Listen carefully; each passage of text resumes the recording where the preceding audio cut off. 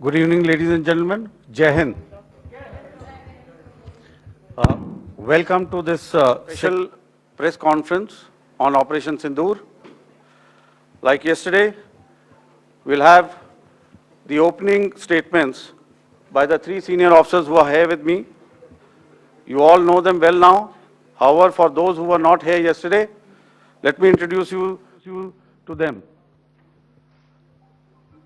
In the middle, we have Air Marshal A.K. Bharti, Director General Air Operations, who will provide insights on the air domain.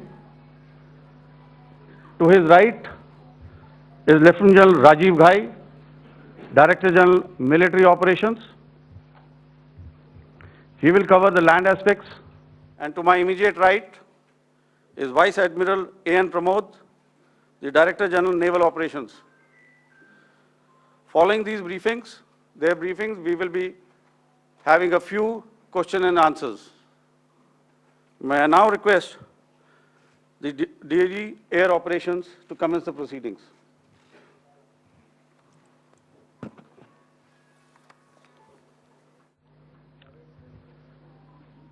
Good afternoon, ladies and gentlemen.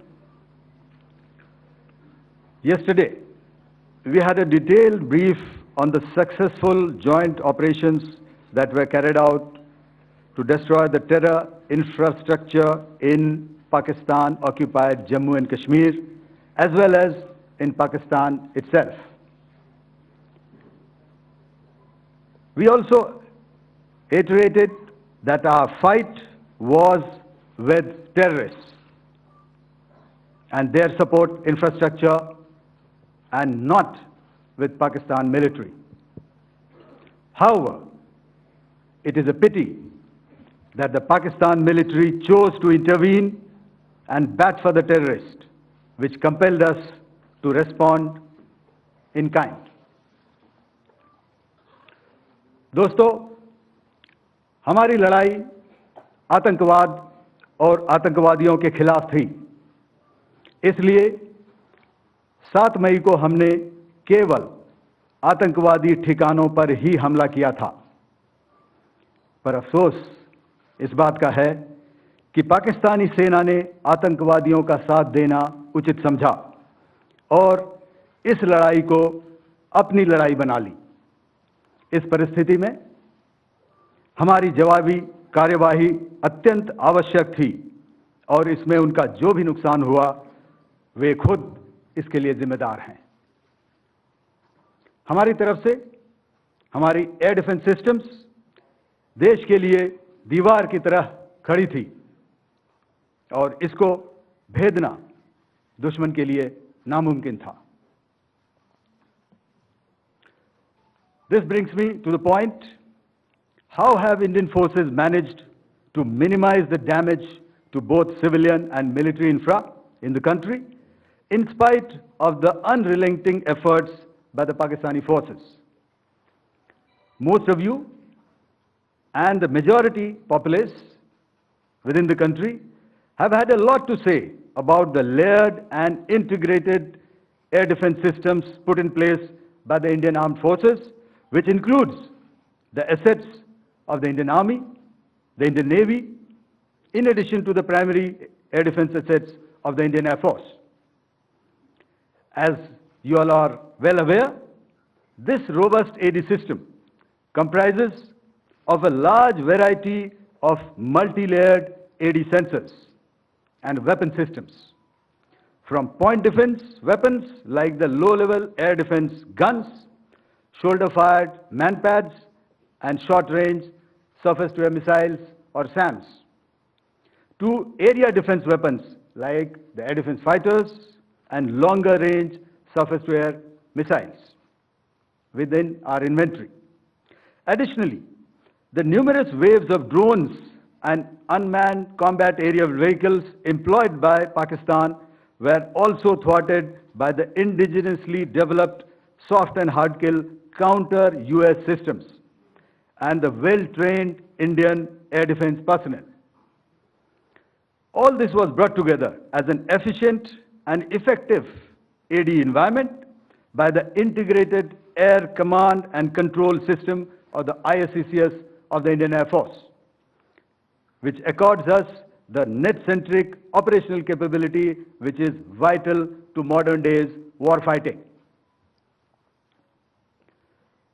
While much has been said and written about the newer systems, I would like to place on record the performance and efficacy demonstrated by even the older battle-proven AD systems like the Pechora, the OSA AK, and the LLAD guns in countering the Pakistani threat vectors in the current operations.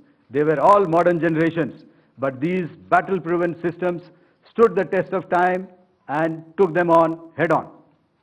Another highlight has been the stellar performance of the indigenous air defense weapon system like the Akash system.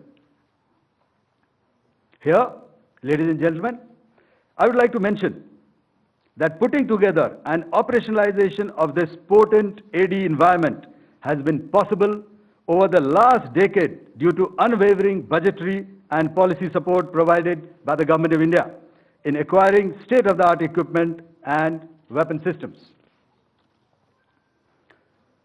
Some of the results achieved in countering the enemy threat vectors over the last week are now being shown on the screen. Shown on the screen is the probable enemy PL-15 missile, which is of Chinese origin. This missile has missed its target, and you can see the pieces now which are available with us. Another weapon system or weapon which was found was the long-range rocket, the pieces of which you can now see on the screen. We have talked about the loiter munitions and the unmanned aerial systems, and here are some of the glimpses of those systems which we have brought down. To your right, with the right undercarriage or the wheel, you can see is the Yeeha system, which is of Chinese origin with Pakistan. You can see some quadcopters, and you can see one odd Sonka drone hanging by the wire. All these have been brought down by our trained crew and air defense systems. As far as our offensive actions are concerned, yesterday I had already shared some details about the targets engaged by the Indian Air Force. The composite picture of the Indian Air Force targeting so far is now shown on the screen. As you can see, we have targeted the length and breadth of the adversary. I'm sure most of you would have already seen the effect of these strikes on ground, courtesy the large number of videos and photographs being circulated in the media. A few representative examples from the open source are now being shown to you on the screen. In fact, two of them. This is the strike on the Noor Khan Air Base. And you can see the effect. I'm sure most of you have seen the video. I have also picked it up from your sources only. And this is the aftermath of our strike at Rahim Yar Khan Air Base. You can see the massive crater that it has left on its runway. And you can see the pinpoint accuracy of our weapons.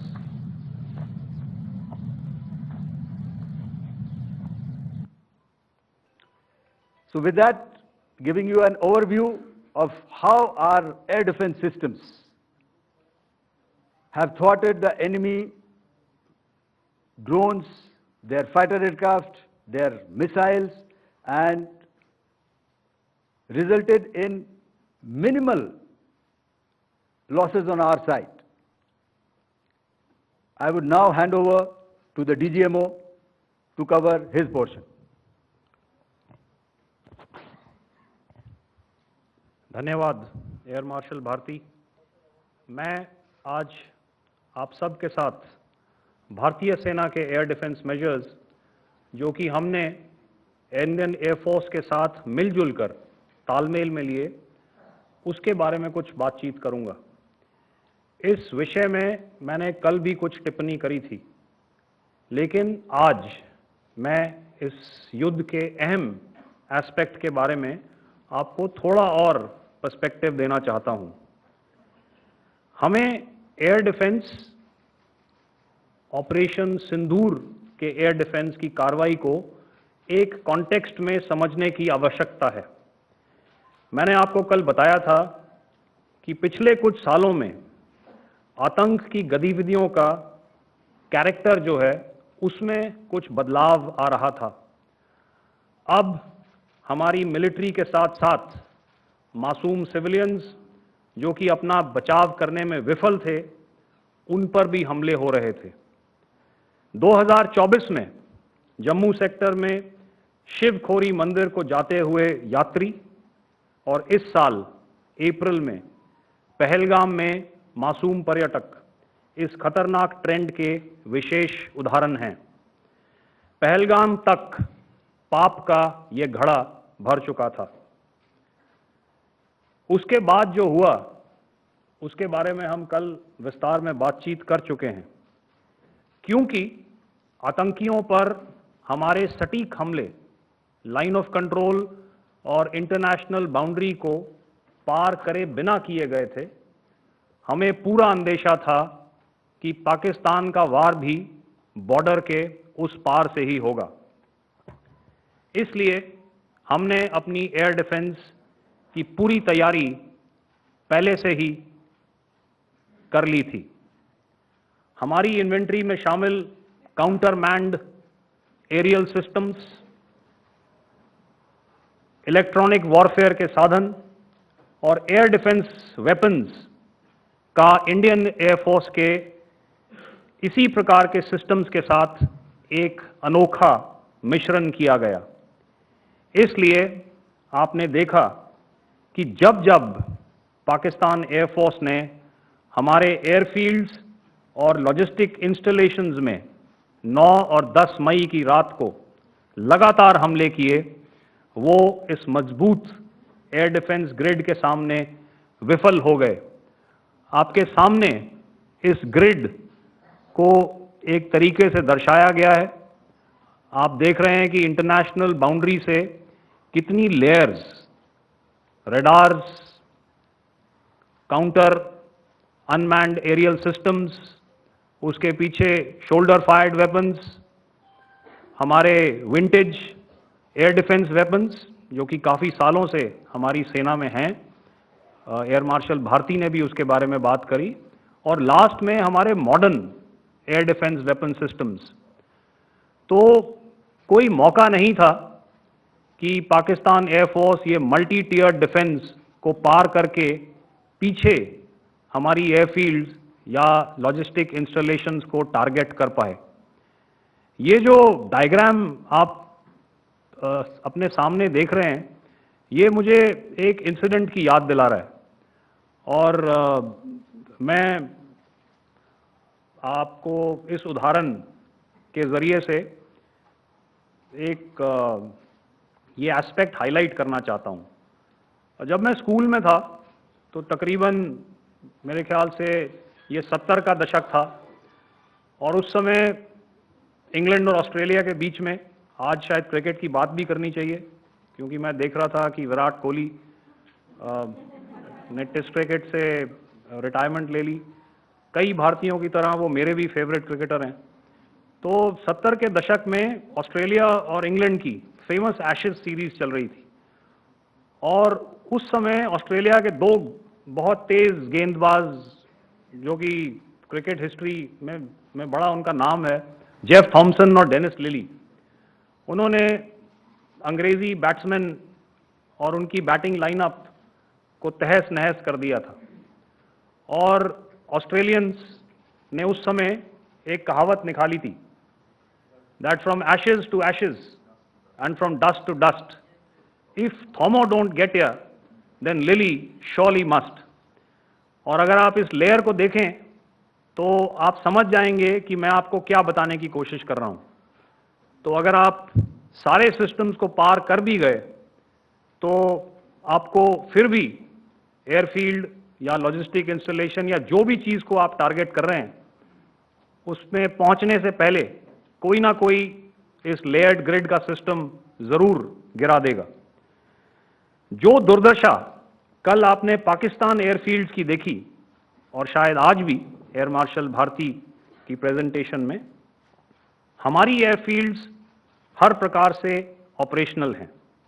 यही नहीं, पाकिस्तान के drones और weaponised UAVs से की गई हमलावर कोशिशें भी इस ग्रिड के कारण नाकाम हुई और जो बचे कुचे ड्रोन्स थे उन्हें हमारे शोल्डर फायर्ड हथियारों से मार गिराया गया। मैं यहां पर अपनी बॉर्डर सिक्योरिटी फोर्स की भी सराहना करना चाहता हूं। उनके डायरेक्टर जनरल साहब से लेकर बॉर्डर पर तैनात बीओपी पर पहरा देने वाले आखिरी जवान भी हमारे इस अभियान में बढ़ चढ़कर शामिल हुए और बहुत बहादुरी से उन्होंने हमारा साथ दिया। उनके काउंटर अनार्म्ड सिस्टम्स भी हमारे इस मल्टी टियर्ड एयर डिफेंस ग्रिड का हिस्सा थे, जिसके कारण पाकिस्तान की नापाक हरकतों का विनाश किया गया। आपने सुना ही होगा, जब हौसले बुलंद हों तो मंजिलें भी कदम चूमती हैं। In the end, I would like to highlight again that in every single domain that Operation Sindoor has been prosecuted, there has been absolute synergy between the three services. Not only have we, in this endeavor, been fully supported by our government, departments, and agencies, I cannot here not mention our 140 crore countrymen that have stood behind us with their prayers and goodwill, urging and inspiring us to achieve our mission and objectives. For that, we salute you. You are indeed the best. Jai Hind.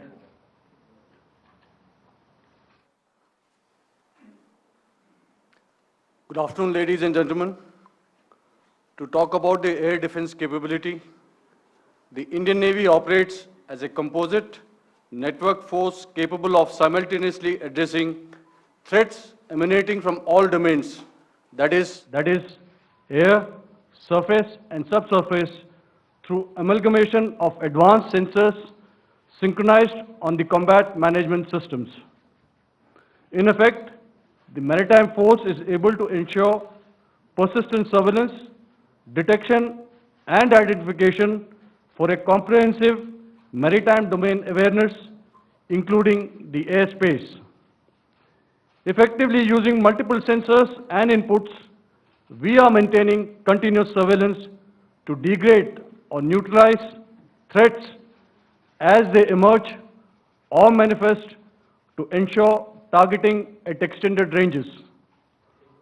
All these are conducted under the umbrella of a comprehensive and effective layered fleet air defense mechanism that caters for all threats, be it drones or high-speed missiles or aircraft, both fighters as well as surveillance aircraft. The fleet operates as a composite force, maintaining a surveillance bubble at extended ranges using advanced radars. Any aerial target that attempts to penetrate this bubble is detected and identified using various techniques and technologies, affording quick and clear distinction between commercial, neutral, and hostile aircraft or flying objects at ranges in excess of the anticipated attack range. The Carrier Battle Group, with its integral air wing, provides the first layer of this layered mechanism. Adequately equipped and trained to high degree of proficiency, our pilots are able to operate both by day and night. In the current standoff, the presence of our aircraft carrier with large number of MiG-29K fighters and airborne early warning helicopters prevented any suspicious or hostile aircraft to close the Carrier Battle Group within several hundred kilometers. अगर मैं सरल शब्दों में बोलूं तो कोई भी संदिग्ध और दुश्मन के हवाई जहाज को कैरल बैटल ग्रुप के कई सौ किलोमीटर पास आने का मौका नहीं दिया. Over the past few years, and most importantly, Immediately after the cowardly incident by Pakistani-sponsored terrorist attack at Pahalgam, we had validated our anti-missile and anti-aircraft defense capability in a complex threat environment using cross-platform cooperative mechanism. Our powerful carrier battle group with formidable offensive capability was able to operate with impunity and maintained an uncontested presence in the area of operations. Effectively, it compelled the Pakistani air elements to remain bottled up close to the Makran coast, denying any opportunity to be a threat in maritime space. The Indian Navy maintains a credible capability to detect, identify, and neutralize any aerial platforms that threaten our units at sea. To sum up, the Indian Navy's dominance thus ensured that, should we choose to, we can strike at will. Thank you, Shamdo Varna, Jai Hind. May I now hand over to Director General Air Operations for further proceedings. Thank you, Pramod. I think a lot has been said, and I would only end by saying and emphatically state that all our military bases, all our systems continue to remain fully operational and ready to undertake any future missions should the need so arise. और अंत में यह मैं स्पष्ट शब्दों में कह देना चाहता हूं कि हमारी सभी मिलिट्री बेसेस और सारे इक्विपमेंट और सिस्टम्स ऑपरेशनल हैं और ज़रूरत पड़ने पर अपने अगले मिशन के लिए तैयार हैं और तत्पर भी हैं। शुक्रिया दोस्तों, और यदि कोई अभी क्वेश्चंस हैं तो हम लोग तैयार हैं उसके लिए। Second, ladies and gentlemen, like yesterday, I'll request you to raise your placards, which most of you are doing. Again, repeating it, anything which is confidential in nature will not be responded to. And as you are aware, the DGMOs, all three of them, have got an important assignment after this, which you also are very well aware of. So we shall not be taking too many questions today. I started with both the ends yesterday. Today I'll start from the center, 237. 237. And I'll request you to please maintain, I'll ask you, I'll come to you.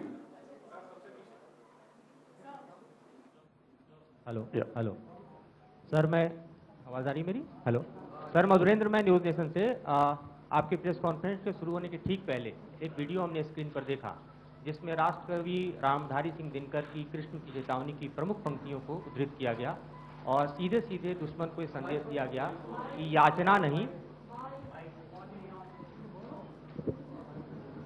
Madhurendra, मैं news nation से press conference शुरू होने के ठीक पहले राष्ट्रकवि रामधारी सिंह दिनकर की जो कृष्ण की चेतावनी है उन पंक्तियों को सामने रखा गया और कहा गया कि याचना नहीं अब रण होगा, जीवन जय या मरण होगा।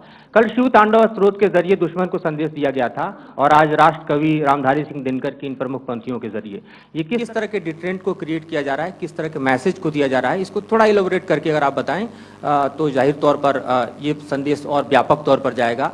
और एक छोटा सा सवाल मेरा यह है कि ड्रोन अटैक को लेकर जो बातें सामने निकल कर आई हैं, एक बहुत हाइप क्रिएट था टर्किश ड्रोन को लेकर, TB2 और उसके तमाम ड्रोन को लेकर। ऐसा लगता है कि वो हाइप और ओवररेटेड ड्रोन जो है वो भारत में धराशायी हो गया, एक मैसेज दुनिया को चला गया कि अब हाइब्रिड वॉरफेयर में इसकी औकात नहीं बची है। Okay, all right, okay, thank you. आपने क्या नाम बताया अपना और किस एजेंसी से हैं? न्यूज़ नेशन से। बहुत अच्छा लगा आपकी हिंदी सुनकर और हिंदी कविता सुनकर। तो मेरे कलीग ने अभी बताया, आई थिंक आई मेंशन्ड यीहा to be Chinese origin. I would like to correct myself. The Yeeha drones are of Turkish origin. So that comes to your question. All right. चूंकि आपने शुरू किया श्री रामधारी सिंह दिनकर जी की कविता से, हमारे राष्ट्रकवि रहे हैं, और क्या संदेश दिया जा रहा है। तो मैं बस आपको रामचरितमानस की एक कुछ पंक्ति याद दिलाऊंगा, आप समझ जाएंगे।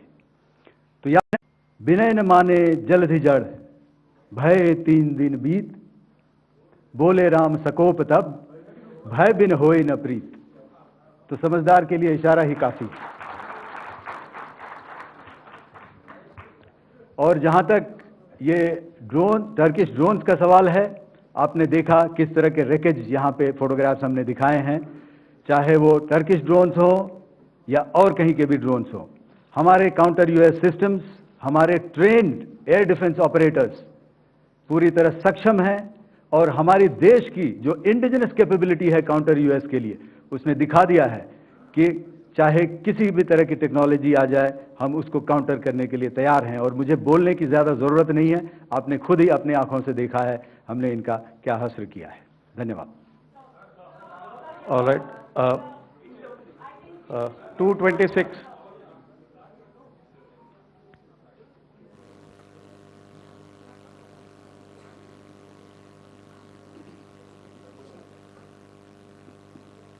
Sir, Aditya Raj call from TV9 Network.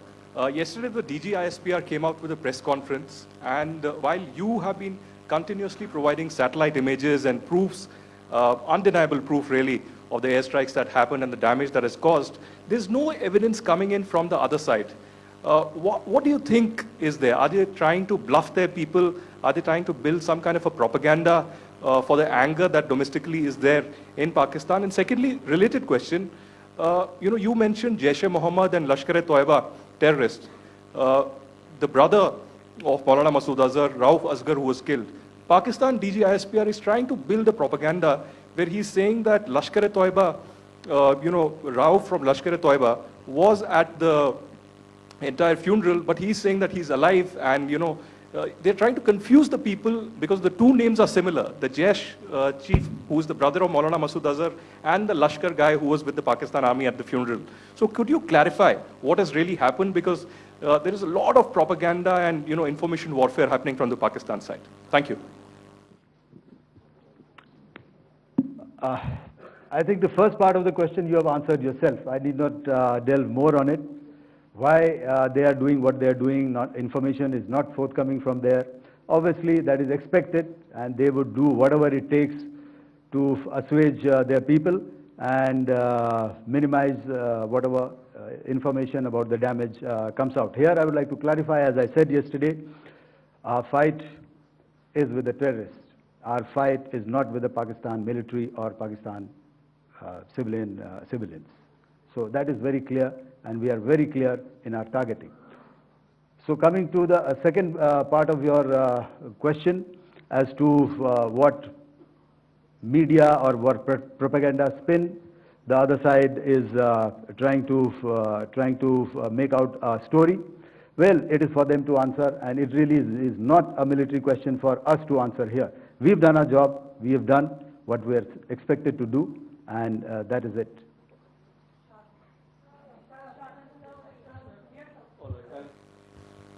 I'll come this side, 249.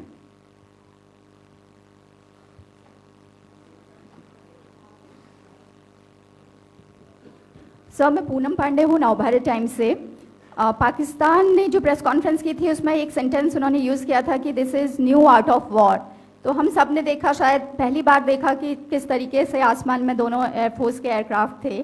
क्या आप बता सकेंगे, क्योंकि हम जो लगातार जब कवर करते हैं हम देखते हैं 2016 में के बाद ड्रोन का जो पूरा वॉरफेयर में रोल है वो दिखा था, तो हमने भी वो दिखाया, और किस स्तर की ये वॉर थी? अगर थोड़ा आप क्लैरिटी दे सकें कि कितने एयरक्राफ्ट उनके इन्वॉल्व थे, लगभग कितने हमारे थे, क्या इसे अब तक का सबसे बड़ा जो जंग हुई है आसमान में वो कहा जा सकता है? और ड्रोन के रोल पे थोड़ा और ज़्यादा, क्योंकि 2016 के बाद जिस तरीके से बढ़ा है। देखिए, जैसा मैंने कल कहा था कि इस लड़ाई के डिटेल्स अभी हम शेयर नहीं कर सकते हैं, क्योंकि इसमें काफ़ी कुछ ऑपरेशनल डिटेल्स होंगे। कितने जहाज थे दोनों तरफ से, किस तरह की लड़ाई हुई, these are questions of technical details which we may not be able to share firstly, and which we may not be able to share to explain to you the way it needs to be explained. Suffice to say कि yes, ये एक दूसरी तरह का warfare था and it is bound to happen. हम लोग पिछली लड़ाई, अगली जो कभी भी लड़ाई होगी, भगवान करे ना हो, लेकिन अभी यदि हुई तो ये पिछली लड़ाई की तरह नहीं होगी। हर एक लड़ाई जो है अलग तरीके से लड़ी जाती है और टेक्नोलॉजिकल एडवांसमेंट्स हो रहे हैं। हम भी उस एडवांसमेंट्स के हिस्सा हैं, हमारे एडवर्सरीज भी हिस्सा हैं। So it is a cat and mouse game and you have to be ahead of the curve to beat your adversary. So that is what is going to happen. So if you ask, was this different? Was this engagement different? Definitely it was different. And a lot of new aspects have come out, but we were prepared for it, we were trained for it, and we were equipped for it. That is the only aspect that I can share with you at this time. Thank you. Ladies and gentlemen, the last question, 161.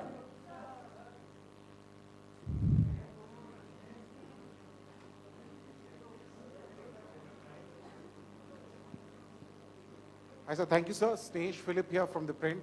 So the social media, the Twitter is abuzz with the fact that we hit a site called Kirana Hills, which is supposed to be the nuclear storage facility. And there is a lot of rumors about Sargodha. There are foreign analysts who've mentioned that the Sargodha attack led to certain leaks. Is there a confirmation that we actually hit Kirana Hills, or we were careful of not to do any such thing? Thank you. Thank you for telling us that Kirana Hill houses some nuclear installation. We did not know about it. Okay. And we've not hit Kirana Hills, whatever is there. Okay. I did not brief in my briefing yesterday. Thank you. Ladies and gentlemen, thank you so much. As I said yesterday, as I said earlier and yesterday, it is difficult to take everybody's questions, and the DGMers have to reach somewhere right now. So thank you for coming. Please send in your questions on paper. We will definitely answer them. Thank you.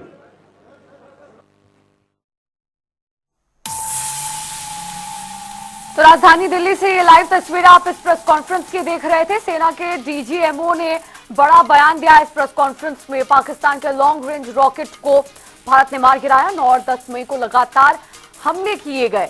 आपको बता दें कि Pakistani drone लेंजर से हमला किया गया भारत पर, और पाकिस्तानी ड्रोन लेंजर गन से मार गिराया। लड़ाई में बीएसएफ ने बड़ी भूमिका निभाई। और आपको ये दिल्ली से लाइव तस्वीरें इस वक्त की दिखा रहे थे, जहां पर तीनों सेनाओं के डीजीएमओ इस प्रेस कॉन्फ्रेंस में मौजूद थे और उन्होंने ऑपरेशन सिंदूर से संबंधित जानकारी इस प्रेस कॉन्फ्रेंस में साझा की। आपको बता दें कि पाकिस्तान के खिलाफ ऑपरेशन सिंदूर पर भारतीय सेना ने आज लगातार दूसरे दिन ये प्रेस कॉन्फ्रेंस की है, जिस प्रेस कॉन्फ्रेंस में तीनों सेनाओं के डीजीएमओ मौजूद थे।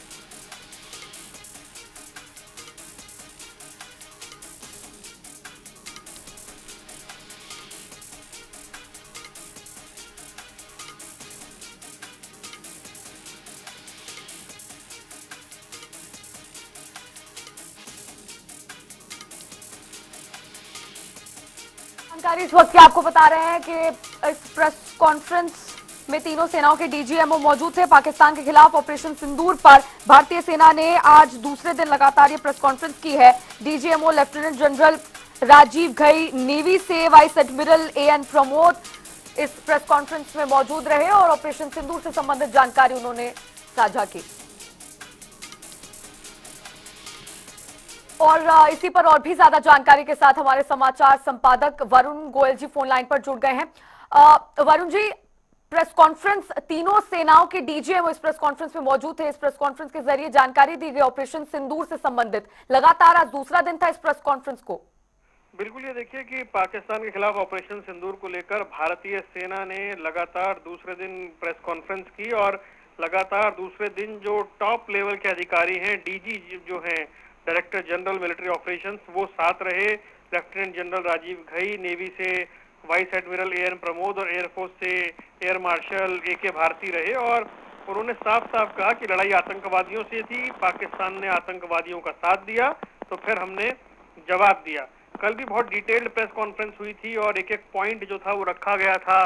पाकिस्तान का जो नैरेटिव था उसे ध्वस्त किया था और हमने कैसे दिखाया था कि किस तरीके से पाकिस्तान के जो ठिकाने थे उनकी बिफोर अटैक क्या सिचुएशन थी और आफ्टर अटैक क्या थी। पाकिस्तान ने बदले में प्रेस कॉन्फ्रेंस की, लेकिन ऐसा कोई भी बिफोर आफ्टर या कोई सैटेलाइट इमेज वो दिखा नहीं पाया। और सेना ने तो ये तक कह दिया कि हम बिल्कुल तैयार हैं, ये पाकिस्तान झूठ बोल रहा है, हमारे सारे एयरबेस इंटैक्ट हैं, अगर हमें कहा जाता है तो हम तुरंत अगली लड़ाई के लिए तैयार हैं। और उन्होंने ये भी कहा कि जितनी हमें टेक्निकल डिटेल्स देनी थी हम वो दे चुके हैं।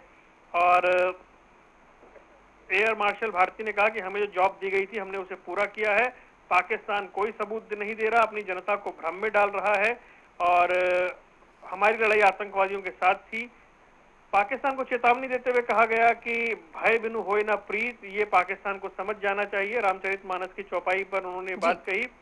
और जब उनसे पूछा गया कि तुर्किश ड्रोन थे, उन्होंने बोला कहीं के भी ड्रोन हो, आपने उनके टुकड़े देख लिए होंगे।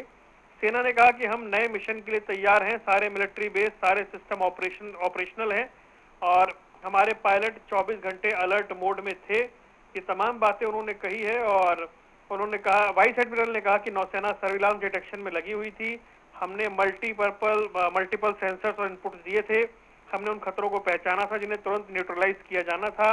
Drone, high speed missile, aircraft की जानकारी दी गई थी, ये हमारे एडवांस रडार थे जी। हमारे पायलट दिन रात सब कुछ ऑपरेट कर रहे थे, हमारे जो एयरक्राफ्ट है उसमें मिग 29 एक्शन के लिए तैयार थे। हमने जहाज के जो दुश्मनों के जहाज हैं उनको कई 100 किलोमीटर पास आने तक का मौका पिछले कई सालों में नहीं दिया है। और कई दूसरे उदाहरण दिए उन्होंने और ये सारी बातें हैं वो रखी और कहा कि आतंक की गतिविधियों के कैरेक्टर में बदलाव आ रहा है। एक बड़ा और बोल्ड स्टेटमेंट जो आया है आज वो ये कि पहलगाम से पापों का घड़ा भर गया था, ये बहुत बड़ी बात कही थी। सीधा सीधा नाम लिया गया कि चाइनीज ओरिजिन के मिसाइल थे जिसमें लॉन्ग रेंज के रॉकेट थे, यूएवी थे, कॉप्टर्स थे, ड्रोन थे और इन सबको हमारे एयर डिफेंस सिस्टम ने मार गिराया है। सीधी बात कही कि पाकिस्तान की सेना ने आतंकवादियों का साथ दिया। 7 मई तक हमारा हमला सिर्फ आतंकवादियों पर था, उसके बाद पाकिस्तान की सेना आतंकवादियों के साथ मिल गई तो फिर हमें जवाब देना पड़ा। तो ये कुल मिलाकर प्रेस कॉन्फ्रेंस का सार रहा है।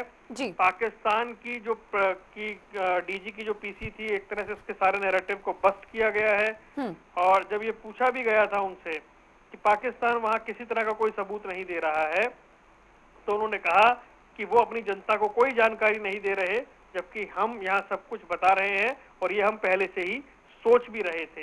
तो एक बार फिर से पाकिस्तान का नैरेटिव पूरी तरीके से डस्ट किया गया है, खत्म किया गया है और भारत ने बताया कि किस तरीके से इस अभियान में उसने कामयाबी हासिल की है। लगातार फुटेज दिखाकर एक बार फिर से जो सारी स्थिति है उसको स्पष्ट किया है।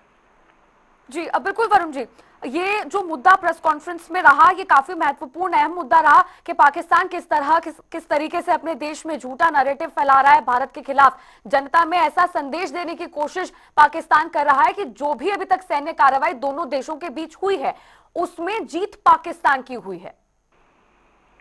देखिए, हुआ क्या है कि पाकिस्तान इस युद्ध में बुरी तरह पिछड़ रहा था, उसे पता था हालात खराब हो रहे हैं। उसके बाद उसने फेक नैरेटिव बनाने की कोशिश की, वहां के सेलिब्रिटीज सड़कों पर आ गए, जबकि सबको मालूम है कि सीज फायर की रिक्वेस्ट पाकिस्तान की ओर से की गई। पहला फोन वहां के डीजीएमओ की ओर से हमारी तरफ आया और उसके बाद अब उनके इस नैरेटिव को बस्ट करने के लिए हमारे टॉप लेवल के जो ऑफिसर हैं वो प्रेस कॉन्फ्रेंस कर रहे हैं। कल वो लगभग 1.25 घंटे बोले, आज उन्होंने 32 मिनट की प्रेस कॉन्फ्रेंस की और उन्होंने जो तमाम बातें हैं उनको बड़ा विस्तार से रखा और बकायदा मैप दिखाकर, पिन पॉइंट दिखाकर आज ये जानकारी हमें मिली कि पाकिस्तान में इस्लामाबाद, लाहौर, कराची, सिंध, अक्रॉस पाकिस्तान हमारी फौज ने अटैक किया है। उनका कोई भी इलाका हमारी रेंज से कहीं भी बाहर नहीं है और पूरे पे हमला जो है वो किया गया है। मतलब पाकिस्तान के लिए ये भी सबसे बड़ी सरदर्दी है, क्योंकि जैसे जैसे जानकारी मिलती गई, ये आज अपडेट हुआ कि कराची तक पे हमने हमला किया था, लाहौर, रावलपिंडी, इस्लामाबाद, हर जगह हम पहुंचे थे। सिंध जो इतनी सुदूर माना जाता है, हैदराबाद का सिंध, वहां तक हमने हमला किया था। तो पाकिस्तान की इस पूरी लड़ाई में पोल पट्टी खुली है। वो एक कहावत है कि बंद मुट्ठी लाख की, खुल गई तो खाक की, वो हालत हुई है। 3 दिन के अंदर पाकिस्तान को अपनी हैसियत पता लग गई। उसका नूर खान एयरबेस का बकायदा वीडियो दिखाया हमने कि वो किस तरह ध्वस्त हुआ है। फौज ने बकायदा उनका यायार खान अभी दिखाया कि वो किस तरह ध्वस्त हुआ है। पाकिस्तान ऐसा कोई फुटेज अब तक नहीं दिखा पाया है एक बार भी, और हमारी जो फौज के अधिकारी आकर बकायदा प्रूफ्स के साथ पाकिस्तान को शैटर्ड कर रहे हैं, उसे दिखा रहे हैं कि हमने उनके साथ इन 3 दिनों में क्या कुछ किया है। जी वरुण जी, इस प्रेस कॉन्फ्रेंस के जरिए सेना ने ये साफ भी कर दिया है, अब ये कह सकते हैं हम कि पाकिस्तान अब कोई हरकत करता है तो पाकिस्तान को तैयार रहना होगा अपने बुरे आश्रय के लिए, क्योंकि साफ तौर पर सेना ने ये भी कहा है कि भारतीय सेना नए मिशन के लिए पूरी तरह से तैयार है। बिल्कुल, पाकिस्तान को साफ संकेत दे दिए गए हैं कि वी आर रेडी, लड़ाई नए स्वरूप में हो सकती है, लेकिन हम जो है पूरी तरह तैयार हैं और हमारे सभी मिलिट्री बेस सिस्टम ऑपरेशनल हैं। किसी भी तरह का नया मिशन आता है उसके लिए हम रेडी हैं, और पहले ही बता दिया था कि नौसेना, surveillance, detention, multiple sensors, input सब हमारे रेडी थे। और उन्होंने साफ किया कि फोटोज दिखाते हुए कहा गया कि जो एक लेयर है उसे हम पार कर गए थे, हमारी एयरफील्ड को हिट करने से पहले कोई ना कोई सिस्टम उन्हें गिरा देगा और हमारी एयर डिफेंस शील्ड जो है हमेशा एक्टिव रहती है। उन्होंने ये भी कहा कि बीएसएफ की तारीफ करते हुए कहा कि बीएसएफ ने बढ़ चढ़कर हिस्सा लिया और वो हमारे मल्टी टेयर ग्रुप का एक बड़ा मजबूत कदम, बड़ा हिस्सा रहे हैं, और तीनों सेनाओं ने मिलकर काम किया। उन्होंने कहा कि हम 140 करोड़ भारतीय जो हमारे पीछे खड़े थे, हम आपको सैल्यूट करते हैं। बिल्कुल, बहुत बहुत शुक्रिया वरुण जी आपका जुड़ने के लिए और ये तमाम चर्चा मेरे साथ करने के लिए। तो ऑपरेशन सिंदूर को लेकर आज इस प्रेस कॉन्फ्रेंस में चर्चा की गई। तीनों सेनाओं के डीजीएमओ इस प्रेस कॉन्फ्रेंस में शामिल हुए और करीब आधे घंटे तक ये प्रेस कॉन्फ्रेंस चली और मौजूदा हालातों को लेकर चर्चा की गई है।